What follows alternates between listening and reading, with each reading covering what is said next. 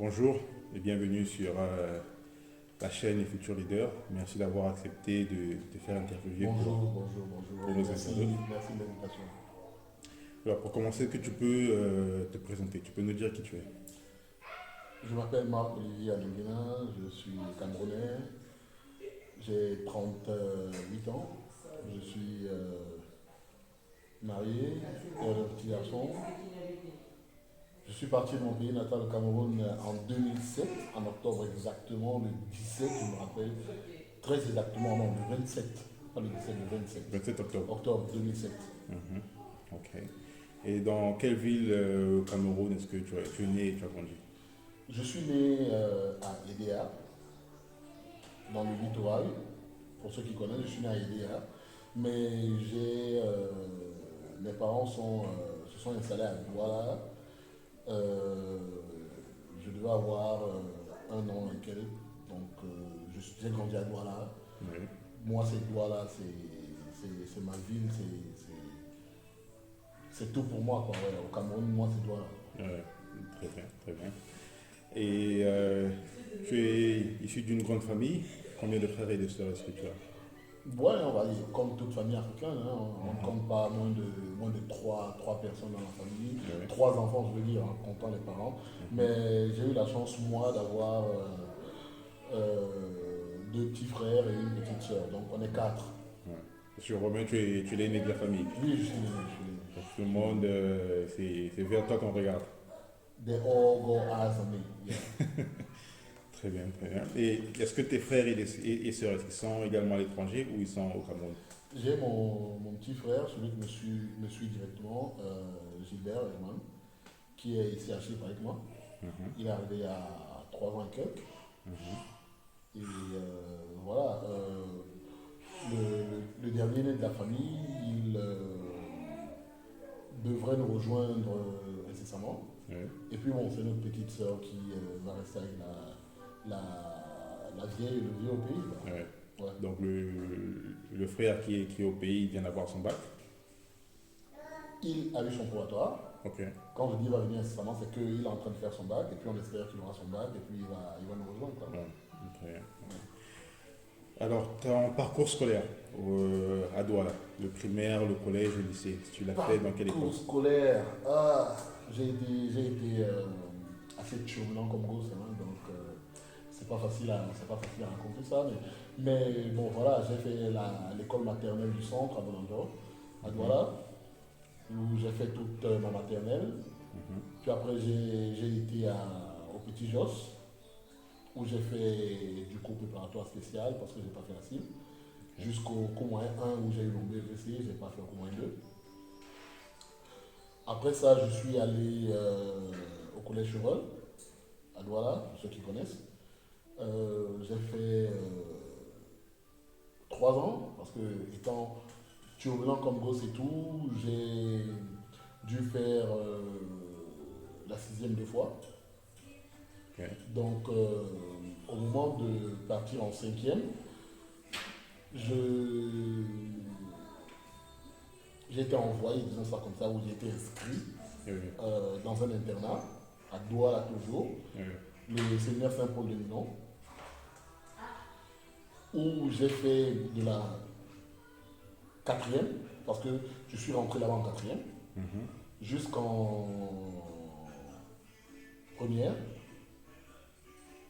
Mais tu sais, quand t'es adolescent et tout, et puis Oui, oui, que tes hormones, tu vois, dans ton oui, corps et tout, oui. tu es idiot. Parce que c'est vraiment ce que j'ai été à ce moment-là, tu vois. L'adolescence. Oui, j'ai été vraiment, vraiment idiot. Et puis j'ai tout fait. Je pense que je peux le dire aujourd'hui avec tout le recul que j'ai pour la jeune génération. J'ai tout fait expressément pour me faire renvoyer de cet endroit. Oui, oui. Je suis sorti de là où j'ai eu mon probatoire, hein. Donc je dis, je passe de la quatrième en première. Après mon probatoire, je vais en terminale, Hmm. sans redoubler aucune classe. J'avais Oui, toujours de très bonnes notes. oui. Je vais en terminale et je fais la terminale 3 fois.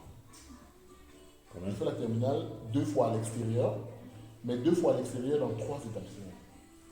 Qu'est-ce que ça veut dire à l'extérieur, s'il te plaît? Quand je dis à l'extérieur, c'est que quand je suis à l'internat, au séminaire Saint-Paul, j'étais à Ah, l'internat. d'accord. Ok, je vois. Ouais, j'ai sûrement oublié de le dire. Oui. Au séminaire Saint-Paul, j'étais à l'internat.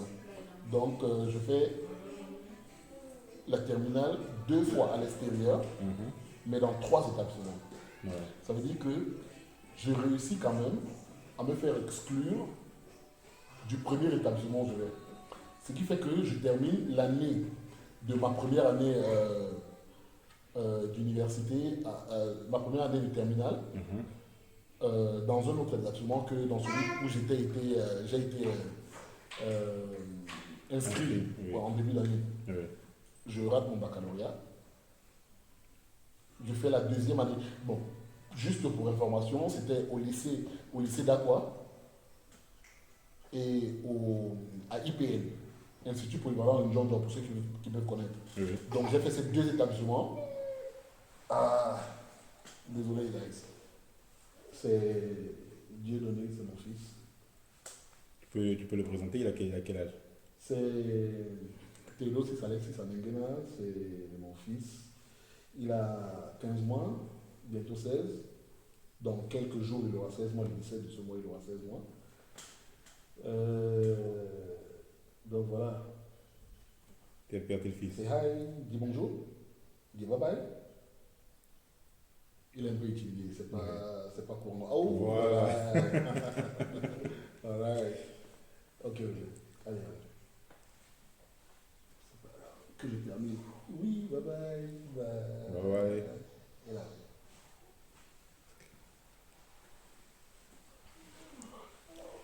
Donc, Tu disais que tu as fait le lycée, le lycée d'Aqua, oui. la La terminale 3 fois. terminale, j'ai fait la première année dans 2 établissements. Mhm. Le lycée d'Aqua, puis IPM, j'ai échoué le bac. La deuxième année, je l'ai fait au lycée de Newbel, Mhm. le lycée des jeunes filles de Newbel. Je l'ai raté. Et puis, tenez-vous bien, je vais vers mes parents pour leur dire je veux rentrer à l'internat. Ouais. C'est très rare ça. Ah, c'est très rare ça. Pour dire que, à un moment, j'ai pris conscience de ce que je me laissais facilement distraire à l'extérieur Oui. que lorsque j'étais à l'intérieur. Parce qu'à l'intérieur, tu n'as pas d'autre choix. Non, c'est vrai que tu as d'autre choix que de te concentrer, mais c'est pour celui qui veut à l'intérieur. Oui.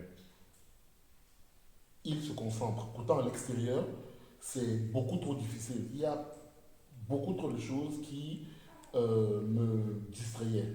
Mhm. Je ne parle pas de la télé, je ne parle pas des jeux vidéo, je ne parle pas des filles, je ne parle pas. Donc, surtout que l'internat dans lequel il était, c'était un garçonnat, disons ça comme ça. C'était Ouais. juste un internat de garçons. Oui. Donc, tu n'avais d'autre choix que de te concentrer. Oui. Donc, je demande à mes parents de me ramener, de me renvoyer au séminaire Saint-Paul. Par chance, peut-être j'ai aussi oublié de le dire dès le départ, c'est mon oncle qui est le surveillant général du séminaire Saint-Paul en ce temps-là. Donc, je me fais reprendre. Et puis, en fin d'année, je passe mon bac. Très bien. Donc sur ce point-là, par rapport à l'internat, est-ce que, à ton avis, tu penses que l'éducation à l'internat, c'est plus strict ou c'est plus dirigé par rapport à l'éducation pour ceux qui sont à l'extérieur? Ouais, je pense pour ma part que c'est, je vais pas dire plus strict. C'est clair que c'est strict parce que c'est un environnement dans lequel tu as des heures précises pour te réveiller, Mhm. pour dormir, pour manger, pour aller à l'école, pour étudier Mhm. et pour t'amuser. Ça veut dire que ta journée euh, Préparé, quoi. est préparée à Oui. l'avance. Oui. Et tu le sais. Tous les dimanches, je fais ceci. Dès 5, parce qu'on se réveille tous les matins à 5h30. Hein. Quand même. Oui, on se réveille tous les matins à 5h30, le temps de faire toutes les tâches ménagères qu'il y avait à faire. Pas que les tâches ménagères, il y avait autre chose à faire. Et puis c'était reparti. Le temps d'aller faire la prière matinale, parce qu'on était dans un séminaire quand même, une école qui forme des futurs prêtres. à un moment, j'ai eu la vocation, hein, j'ai voulu vraiment être prêtre, Mhm. mais les circonstances de la vie ont fait en sorte que, bon, voilà, parce que j'ai envoyé même pour entrer au grand séminaire, il faudrait que tu aies une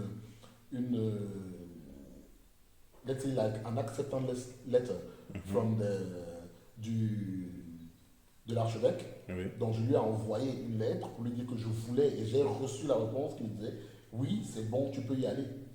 Ouais. Mais seulement je ne suis pas allé. Qu'est-ce qui a changé à ce moment-là? Ce qui a changé, c'est que je peux dire que déjà d'abord c'est moi. Ouais.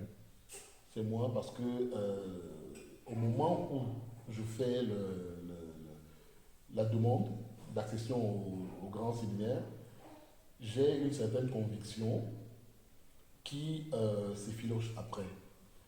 On parle de 2, 3 mois, hein. Mhm. Ça s'effiloche. Et puis, ça s'effiloche parce que j'ai des membres de ma famille qui sont pour que ça se fasse et Ok. j'ai d'autres membres de ma famille qui sont contre que ça se fasse. Ouais.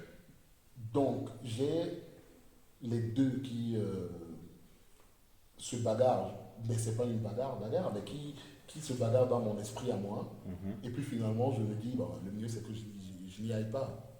Ouais. Ok. Donc, c'est un peu ça, quoi. Ouais. Et quelle série est-ce que tu fais au lycée? Je fais la seconde D. Non, après mon B, je fais la seconde C.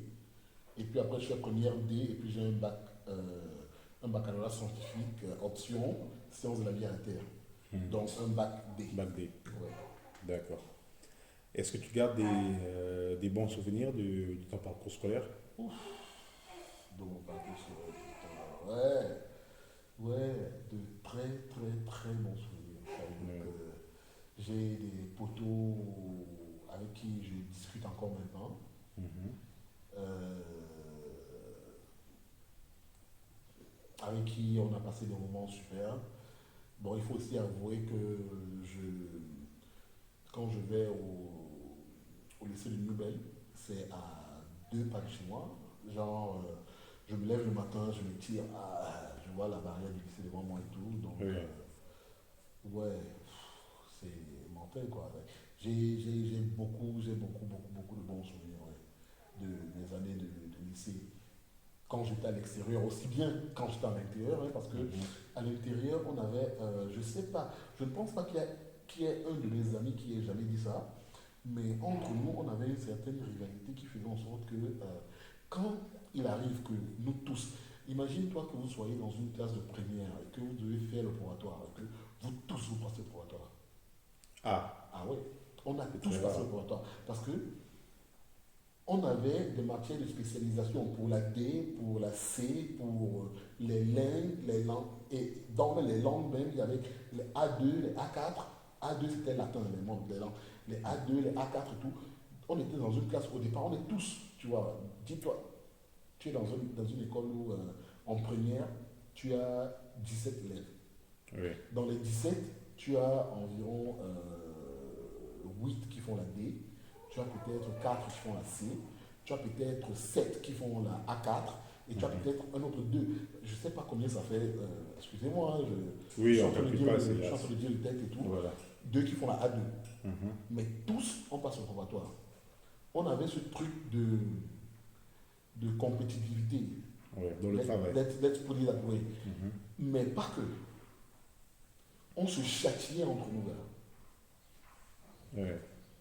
J'espère qu'il y a un des gars qui va, Bajan Jock, si tu regardes, je ne sais pas qui d'autre, qui va pouvoir voir et commenter pour affirmer ce que je suis en train de dire. On avait un truc où on se châtiait. Je ne sais pas si tu imagines. C'est-à-dire, quand tu as une mauvaise note, ou alors disons quand tu échoues un trimestre, on te fout de gars. Hmm. Mais c'était pas genre dans la méchanceté, tu vois. Oui, oui. C'était genre.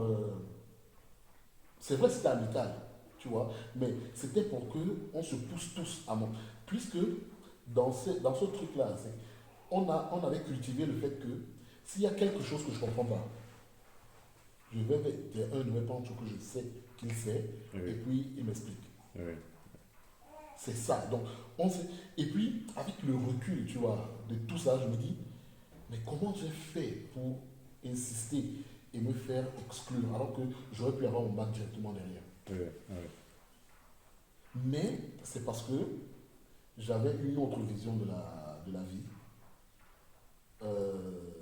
Tu te dis, ben voilà, tu es assez grand, tu peux prendre tes décisions propres, tu veux vivre, tu veux ceci. mhm, Je sais que vous comprenez ce que je veux dire. Et en fin de compte, 3 ans après, je reviens dans cette école-là. oui, Donc j'ai perdu 2 ans comme ça. oui, oui. Donc, tu peux dire que, on peut dire pour nous qui t'écoutons que cette vie amicale n'était pas juste pour le plaisir entre vous en première, c'était également pour vous propulser vers l'avant et La famille. la famille dans les études aussi. Ouais, ouais. Très bien. Et lorsque tu avais choisi de faire la série D, quelles étaient tes ambitions? Qu'est-ce que tu pensais devenir dans le futur? Oh, tu sais, quand je faisais quatrième déjà, je pensais que j'allais être pilote, tu vois. Je voulais être pilote. Mhm. Parce que j'aimais bien cette idée-là de voler dans les airs, tu vois. Oui, Et puis quand je fais la D, mon truc premier, c'est que je veux être docteur. oui, Mais très vite, je me rends compte que je n'aime pas voir le sang. oui, J'ai horreur de ça. C'est-à-dire que la vue du sang me fait deux choses. C'est que soit je back up totalement, mhm, soit je deviens une bête, mhm, tu vois. Et je me suis rendu compte de cela. Ça, c'est instinctif, tu vois, chez moi. oui, Et j'ai compris que je ne pouvais pas être docteur. C'est ça, en fait, quoi. oui. Et avec du recul, est-ce que tu penses que l'éducation que tu as reçue dans ces écoles-là ou au collège et au lycée, est-ce que tu penses que l'éducation était bonne? Est-ce que les professeurs étaient très bons? Oh, tonton Joudé, bonjour. Il m'a donné, c'est mon oncle, il m'a donné cours de physique. Beko, bonjour. Monsieur, je vais dire monsieur, hein, monsieur Beko. Il m'a donné cours de physique aussi, de mathématiques et tout. Oui. Je vais dire monsieur Kouete, mon professeur de chimie, à lui, jusqu'aujourd'hui, je te promets, on est en contact. Ouais. Il est aux États-Unis aujourd'hui avec sa famille. Respect, respect grand frère. Euh, c'est des gens qui ont formé la personne que je suis, tu vois. Ouais. Je suis sûr à 100% que ce que je suis aujourd'hui, ils sont pour quelque chose. Donc, ouais, ouais. Ça a fait de moi, ce passage de ma vie là a fait de moi ce que je suis aujourd'hui, ouais. Très bien, très bien.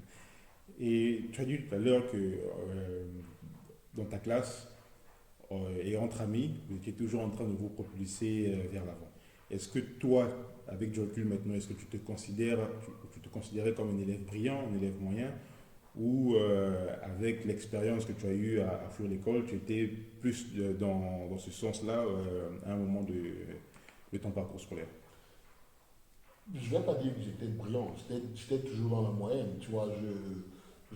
J'étais de ceux-là qui avaient toujours 11, 12, 13 de moyenne, Mhm. tu vois. J'allais rarement vers 14 de moyenne, tu vois. Oui, Pour, avec le recul, tu vois, je me dis, pour moi, l'école, c'était, je voulais passer, comme on dit oui, vulgairement chez nous, c'est-à-dire que pour moi, je voulais aller en école, en classe supérieure, c'est tout. oui, oui, Donc, je ne me considère pas comme un génie, comme on avait l'habitude de dire. mhm, Je n'étais pas non plus un cancre, tu vois. mhm, Euh, mais, tu sais, tout ça, c'est subjectif. L'école qu'on nous impose, parce que je ne pense pas que nos ancêtres, nous, qui ne sont pas gaulois, hein, il faut qu'on se dise les choses telles qu'elles sont, je ne pense pas que c'est comme ça c'est comme ça qu'ils pensaient l'école, mhm. pour nous Oui, aujourd'hui. Donc, tout ça c'est subjectif. ouais, très bien. Ouais. Très bien. Et les parents à la maison, est-ce que tes parents ils étaient sévères avec l'éducation? C'était ça et rien d'autre? Ouf, Ou est-ce qu'ils te faisaient confiance? à me faire confiance, moi. Bien, non. Non. à ma mère, par exemple, gros bisous, hein, maman. Non, je suis son fils aîné. On connaît la maman africaine. Ouais. Donc, j'ai même pas besoin de commenter. Pour tous ceux qui connaissent les mamans africaines, tu sais, je suis son fils aîné. Donc, imaginez, ma maman ne me laissait pas entrer dans la cuisine, pour rien au monde. Elle disait à ses sœurs, parce que elle aussi, elle a eu une vie très dure, tu vois. Ma mère a eu une vie très dure. Elle s'est retrouvée à être, elle, la maman de ses petits frères et sœurs, très tôt dans sa vie. Et puis, on devait les avoir à la maison, tu vois. Ce qui fait que on a grandi avec eux. Je veux dire ses frères et sœurs à un moment. Donc ils nous faisaient tout. Nous, on était comme des princes, tu vois.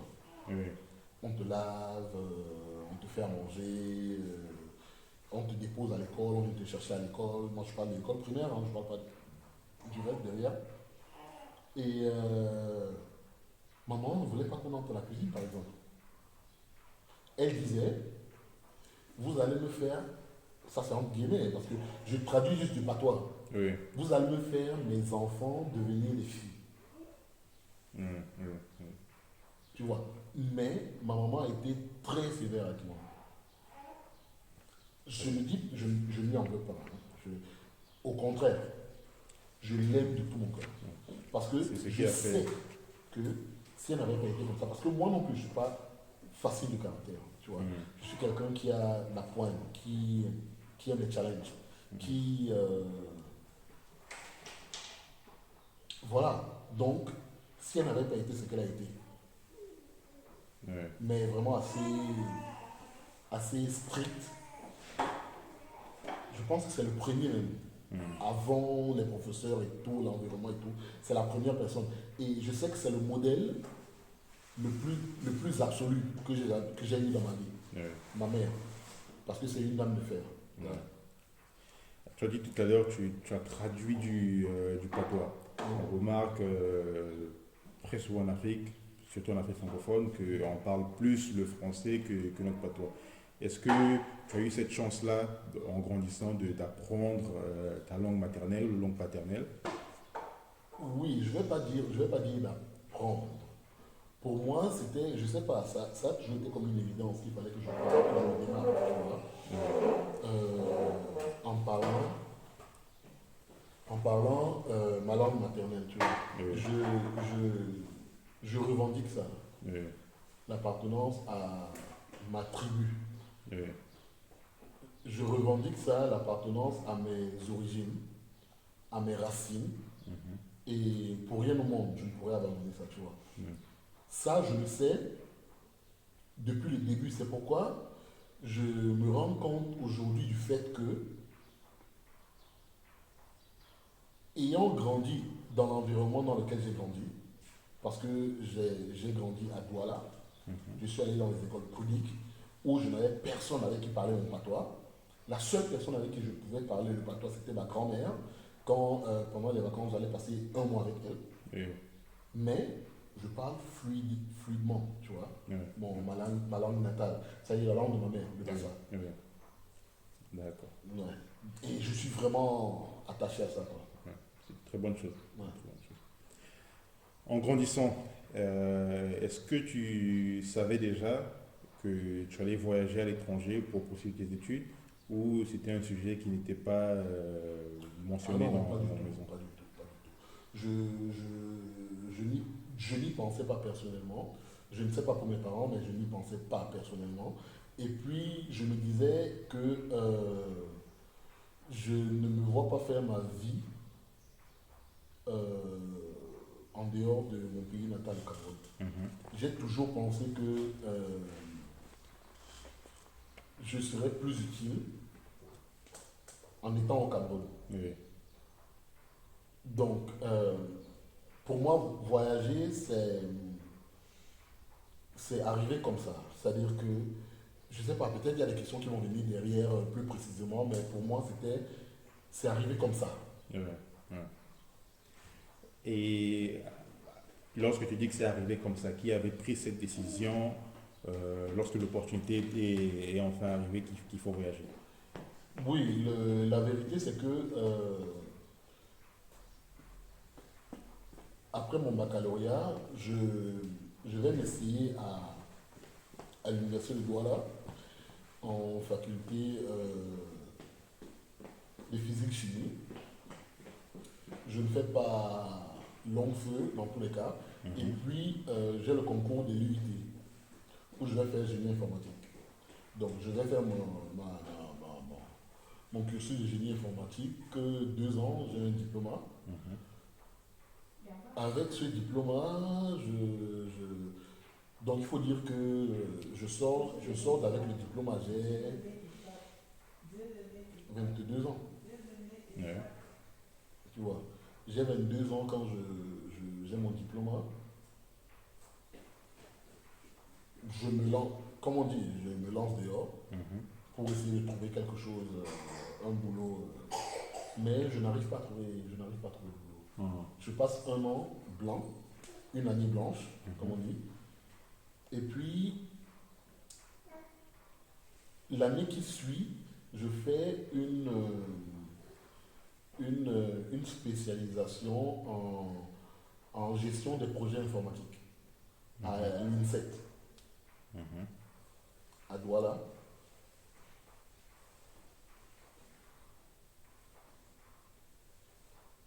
Pendant la période des vacances, avant que les diplômes ne soient Remis. remis, et que je ne puisse avoir même l'occasion de soutenir ma thèse, Mhm. j'ai l'opportunité de venir à Chypre. Donc, j'avais déjà arrangé ma soutenance, c'est-à-dire que le produit de ma soutenance qui était ma thèse, Oui. tout était prêt, mais j'ai l'opportunité de venir à Chypre. Oui. Je vais voir mon directeur de thèse pour lui dire, bon, voilà, grand prof, j'ai comme ça, j'ai comme ça, j'ai comme ça, j'ai comme ça. Il me dit, j'ai ton travail, vas-y, parce qu'on ne sait jamais. Oui. Et puis, pour le reste, il n'y a pas de problème. C'est comme ça que je me retrouve à Chypre. Mhm. Et Chypre, ça s'est fait par hasard? C'est quelqu'un qui t'en a parlé, qui en a parlé aux parents? Ou comment est-ce que cette information arrive dans tes oreilles? William Bois, mon petit, salut à toi. Guizo Bois, salut à toi. C'est les parents de ces deux personnes que je viens de citer. Nous sommes avec Guy, qui est le frère aîné de William. Nous sommes très bons amis, nous sommes voisins de table quand je suis au lycée de Newbel. Mhm.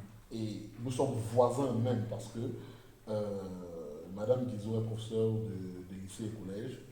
Elle habite dans le lycée avec Monsieur Mboua qui lui à son moment est surveillant général au lycée de Newbel. Mhm. Donc eux et nous on est voisins. C'est ma maman qui se lève un jour, elle va au marché, parce que le marché central n'est pas loin du lycée de Newbel, tu vois. Mhm. Elle croise Madame Bois et puis elle cause. Madame Bois lui dit est-ce que tu sais que j'ai mon fils William justement qui est à Chypre et tout, c'est pas difficile d'y aller, mais on fait des bonnes études et tout, et tout, et tout, et tout. C'est comme ça que Chypre vient là, que Chypre s'est mise dans ma vie à moi. Oui. Oui. Parce que ma maman rentre, elle m'en parle, je lui dis que je ne connais pas. Parce qu'il faut être franc, moi, j'avais entendu parler de Chypre parce que je connais Marcos Baghdatis, le tennisman, Mhm. mais je ne savais pas plus que ça, je sais, tu vois. Oui. J'ai dit pourquoi pas. Bon, c'est vrai qu'on m'avait dit, la toute première année où je vais faire le bac, on me dit, si tu as ton bac, on t'envoie en France comme je l'ai dit. Je Mhm. rate le bac. L'année qui suit, on ne me dit rien. Je rate le bac. Mhm. L'année qui vient derrière, je passe mon bac. Je fais mes années d'études et tout, et tout, et tout. Tu vois, je me dis, ils se sont dit, le mieux, c'est pas qu'il reste ici, il faut qu'on la voie. Donc, n'importe quelle Pays. opportunité Oui. qui se présente, on va le faire. Mhm. Donc, ça s'est présenté. La vieille est venue m'en parler. Je lui ai dit que je n'ai aucune opposition à cela. Mhm. Surtout que pour moi-même, à terre là, c'était pas non plus toujours rose, hein, gars. Oui. Donc, entre les cours de répétition que je donnais à gauche, à droite pour pouvoir avoir un petit truc et tout, Oui. je n'avais pas de travail. C'est-à-dire que je n'avais pas de boulot, de job précis, que Mhm. genre, comme ici où tu te lèves tous les matins, tu vas quelque part. Oui. Je me suis dit, eh, pourquoi pas? Alors, en s'appuyant sur ce point-là où tu dis que tu n'avais pas trop de job, est-ce que tu penses que c'est difficile pour un diplômé au Cameroun, parce que tu dis que tu avais quand même fait Ouais. des études en informatique, Ouais, tu faisais ouais. des petits boulots, tu enseignais à gauche à droite, mais est-ce que c'est difficile pour un diplômé au Cameroun de trouver un emploi, surtout dans le domaine qu'il a étudié? Ben, ouais, c'est... Nous, on a au Cameroun des,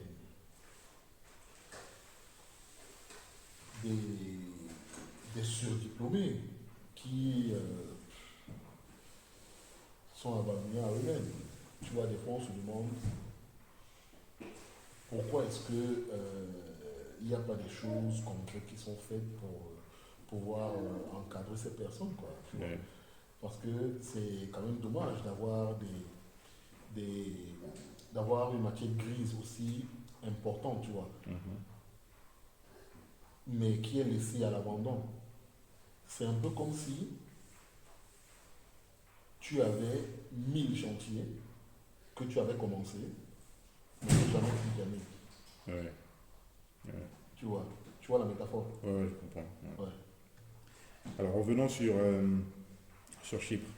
Mhm. Ta maman t'en parle, tu es intéressé.